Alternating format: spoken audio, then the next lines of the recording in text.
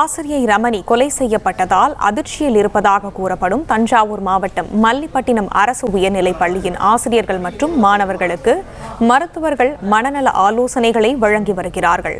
இதை பற்றிய மேலும் விவரங்களை எமது செய்தியாளர் ஜகுபர் அலி வழங்க கேட்கலாம். ஜகுபர் அலி, வணக்கம். விவரங்கள் என்ன பகிரலாம்?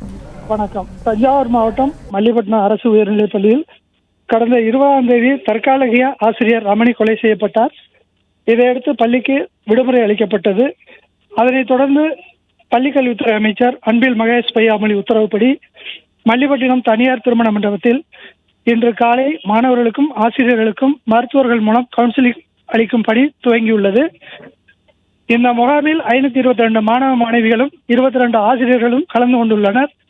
அவர்களுக்கு உளவியல் மருத்துவர்கள், மனநல மருத்துவர்கள் மங்கையர்கரட்சி, மாவட்ட மனநல மருத்துவ அலுவலர் சித்ராதேவி, மனநல ஆற்றுநர் சுபாஷ், சமூக ஆர்வலர் சுகந்தி உள்ளிட்டோர் மாணவிகள் மற்றும் ஆசிரியர்களுக்கு விழிப்புணர்வு அளித்து வருகின்றனர்.